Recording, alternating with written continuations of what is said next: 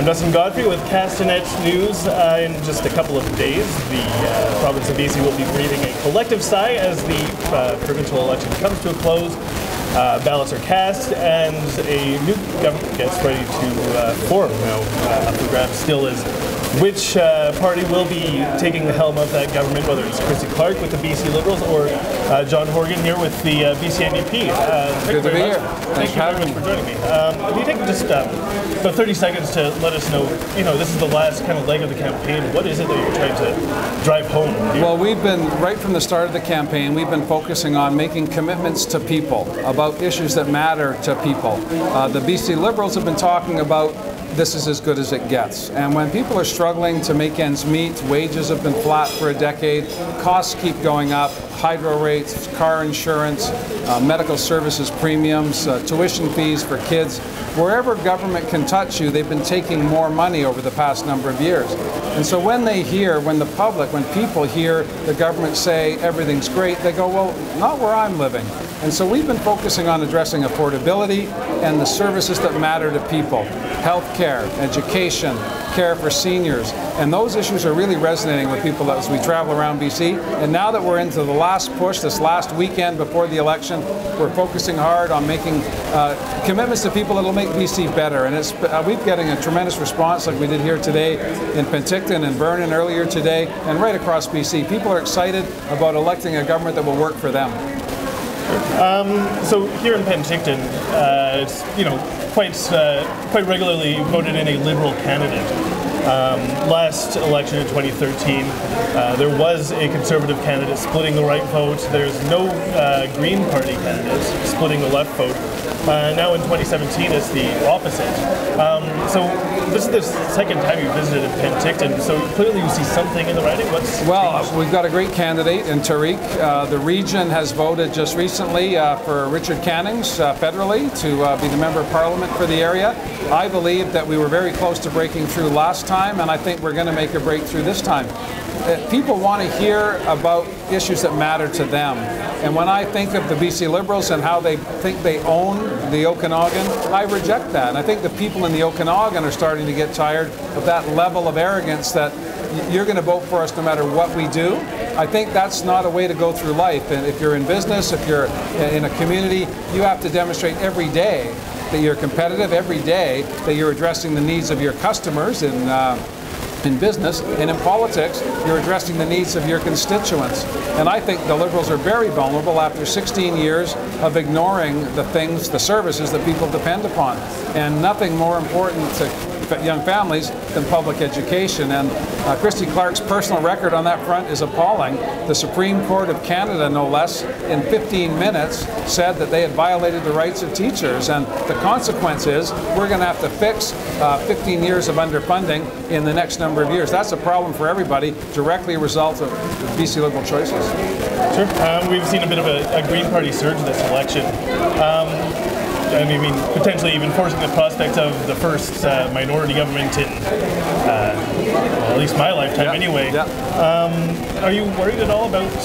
No, I'm focused on talking to people about the issues that matter and making sure that we don't have 4 more years of Christy Clark and the BC Liberals. And I think it's a very powerful message. People have got long memories when it comes to the things that matter to them.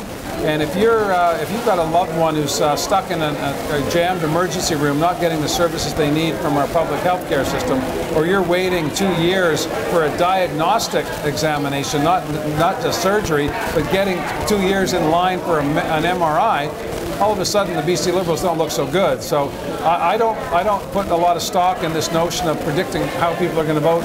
What I've been doing is talking to everyone, disaffected Liberals, potential Green voters, former Conservative voters, and saying, come and join with us.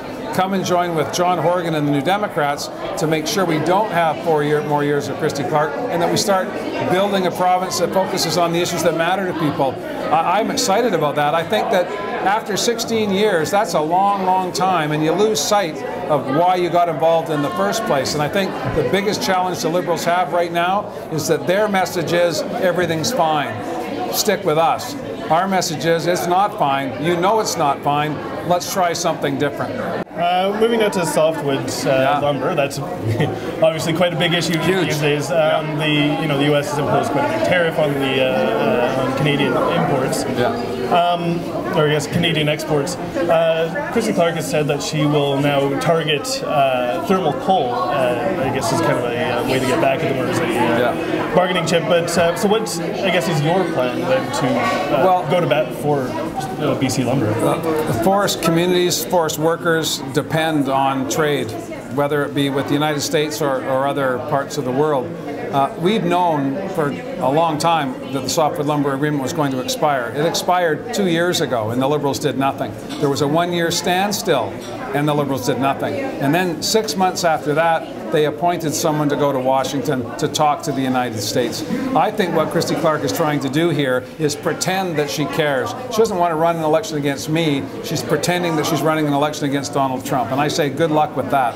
What we need from our government, what we need to do when we're looking at protecting jobs and protecting our share of the market when it comes to softwood, is to stand in unity with our federal government, responsible for trade at the end of the day, not Christy Clark, and make sure that we have all of the tools available to us to talk to the United States about our mutual interests. The Columbia River Treaty, for example, an issue that people in the Okanagan know well.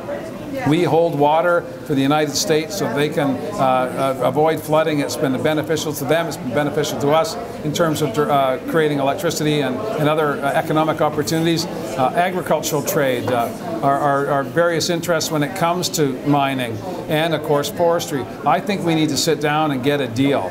And if Christy Clark wants to pretend 8 or 9 days before an election that she's somehow going to wrestle Donald Trump to the ground, I think people can see through that pretty quickly.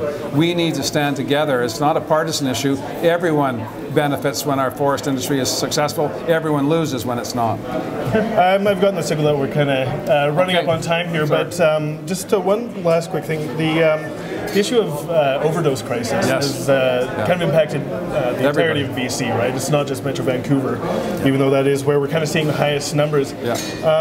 Your platform has mentioned bringing in harm reduction options. I know Interior Health is looking at Kelowna.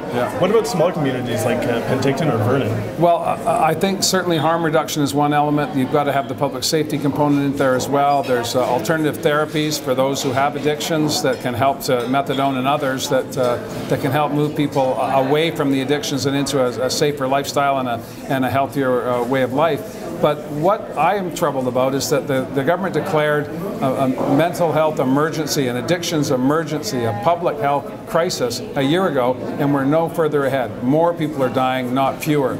Our platform calls for the creation of a minister responsible for mental health and addictions. That's not creating new bureaucracies. That's making one person in government responsible every day to make sure that all of the elements that we have at our disposal to help people, whether it's with addictions or whether it's with mental illness, is working every day to make life better for people. I don't believe the program we've had in place to this point in time is working, and we need to do something differently. And I believe having a champion in government that people with mental health challenges and those that are struggling to find treatment and struggling to get off of opioids and other addictive substances need to know that there's someone there that's got their back. I'm proud of that, and I believe it'll take us some distance towards resolving this issue, not just, as you say, in our urban centres, but in smaller communities across BC as well. Addiction does not know geographic boundaries, and if there is a requirement or a need for safe injection sites here in the South Okanagan, then we'll certainly move in that direction in concert with Interior Health. But we'll take the advice from them on what the magnitude of the problem is here, and if that's the appropriate solution. Thank you very much for your time. Really enjoyed it. BC NDP leader John Horgan, and once again for Castanet News, I'm Dustin Godfrey.